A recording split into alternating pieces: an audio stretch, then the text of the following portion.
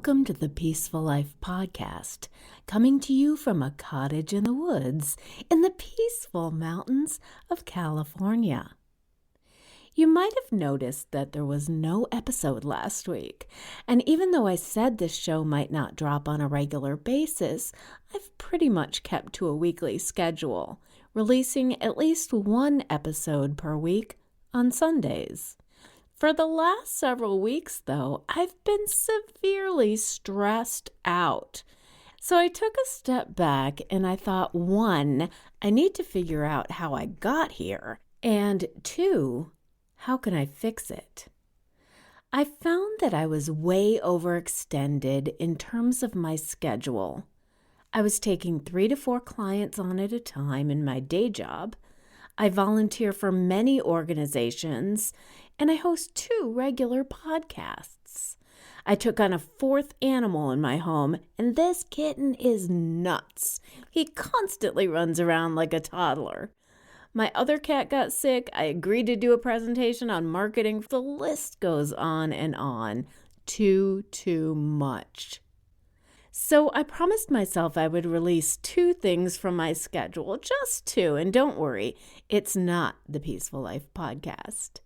This means too much to me, and I'm committed to it.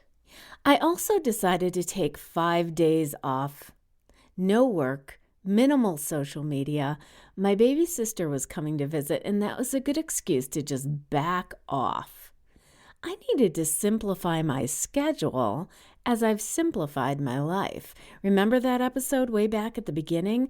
I talk about simplifying your home and releasing all the unnecessary tangible objects that you have and how that makes you feel happier and more peaceful. Well, we have to do that with our time as well. We can't go and not breathe, not take time for ourselves. By the time you feel overloaded and stressed, it might be too late.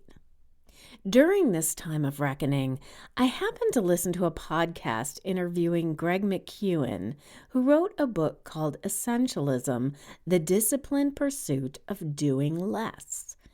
And I've not read the book, another to-do on my list, but I did get a lot out of the interview and some subsequent articles I read about his philosophy, and I'll share it with you. First and foremost, he says that we human beings have a problem with saying no. It's ingrained in our culture to want to accommodate. And I think that's especially true with women. We're worried that if we say no or decline something, that we'll be thought of as a bitch, whereas men must be just busy or taking control. But that's not fair. Women have the right to say no when we want to. I mean, that's exactly what the whole Me Too movement is about, right? Saying no to an event, gathering, or meeting might cause us FOMO, fear of missing out, or might make you anxious that they'll talk about you or you won't be a part of that particular group anymore. But you can just let that go. What if is a dangerous mental game that we play with ourselves. Just let it be and enjoy the time you saved. At each request, weigh your options. Even last night, I was invited out with friends, and I really wanted to end the week peacefully since I had just had a guest. I stayed in, cooked for myself, and finished my Jack Ryan binge. I'm glad I said no, because I really needed that time to myself. Release the fallacy that being busy means important. In fact, there's no such thing as being important.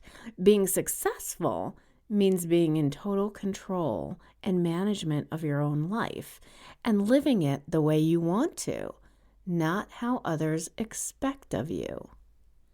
Essentialism is discovering what is most essential to you in your own life and finding out what you value. So back to saying no. The first thing they teach you in self-defense class is to say no loudly and with authority. Try it in the mirror. No. Show your power. Now, you don't have to scream at your friends or coworkers, obviously, but teach yourself how to say no with confidence and how to stick to it. If it helps, say no thank you. That's especially disconcerting when someone has asked you for a favor. Will you help me pass out flyers for the bake sale? No, thank you. I don't have the time. It's a thank you for asking instead of a sorry, I can't do it.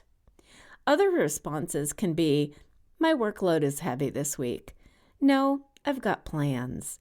You don't owe anyone an explanation or why. It's your schedule and your life. Saying no is ultimately very freeing and empowering. As you know, I live in a place where 6 million people visit each year, and I have lots of friends and family who want to visit. Several of them, though, don't ask. They tell me, like, we're planning on coming to visit you the weekend of... And I used to just say yes, because I was happy somebody wanted to come visit and spend time with me. But last year when someone did that, I said no. My house was on the market. I was in the middle of packing and moving. It was not a good time. But she didn't listen. She booked the tickets. I decided to keep my resolve, and I kept saying no. Well, how about if we stay in a hotel? I said, okay, but I can't see you. As I said, this is a really busy time for me. She kept pushing. Well, will you at least meet us for dinner? No. It was really important for me to set and keep this boundary. If I had said yes to even dinner, that meant that this person had bullied me out of my original no. Another reason our schedule can get packed really quickly is that we tend to underestimate how much time a task will take us. For example, someone asked on a podcast group, how long does it take you to do one show from start to finish? So I started adding it up, and I was flabbergasted. My original estimate was about 2 hours. But here's my accounting of it. 1 to 2 hours to create the outline and talking points, 45 minutes to set up and record, 1 to 2 hours to edit the audio file, more if there's a guest, 1 hour to make the graphics and upload the sound file, 1 hour to create the email and send it to my listeners, letting them know about the new episode, and that adds up to about 6 to 8 hours a week. Did I know when I started this project that each episode would take me 6 to 8 hours to produce? No.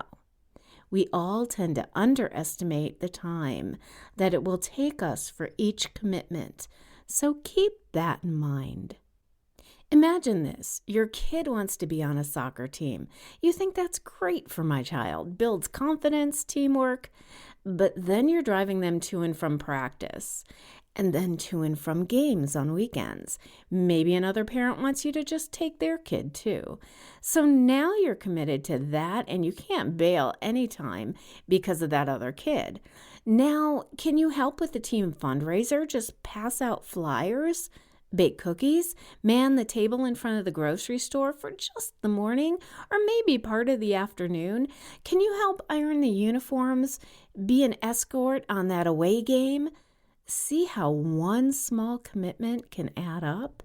And if you're like me and have a reputation for getting things done, more people are going to want you on their committee, team, pack to get things done. And then you're like me and overcommitted and stressed. The other thing I tend to do is acquire projects.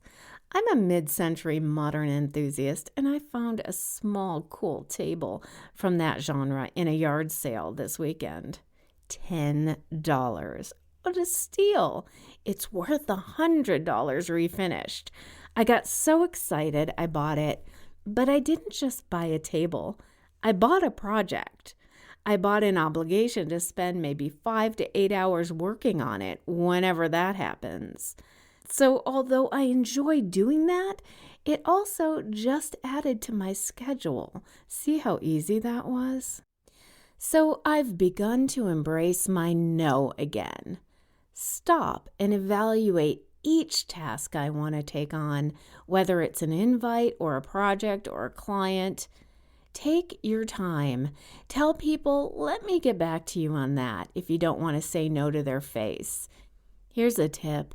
It's a lot easier to say no over email. And guess what? You don't even have to explain why. You don't have to reply. Don't let people talk you out of your no's or make you explain. You don't have to even answer. Practice saying no to yourself, too. If you feel you must do something, stop. Take a moment and evaluate it. Yesterday, I found myself waking up to my to-do list. I must do work for 2 clients today. I must go to the grocery store, groom my dog, take a shower, and in that order because I'll have his hair on me. Then vacuum. Then. It was overwhelming already, and I didn't have 1 foot out of bed yet. I stopped and realized if all this didn't get done today, it wasn't the end of the world.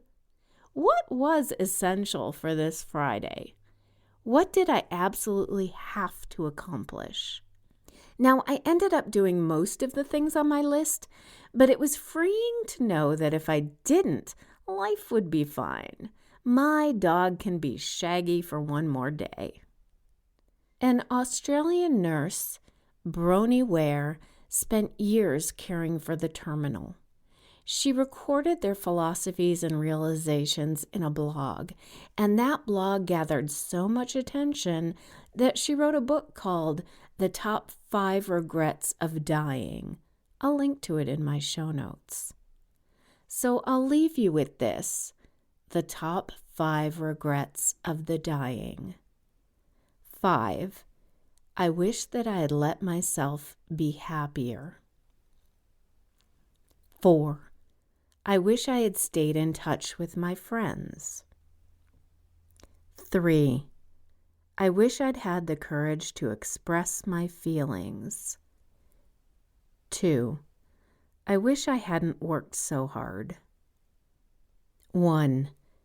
I wish I'd had the courage to live a life true to myself, not the life others expected of me.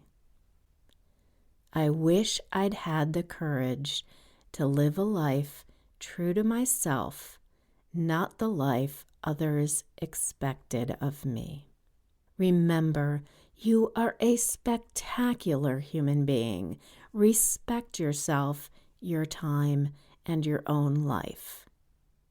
May every sunrise bring you promise, and every sunset bring you peace. Have a great week.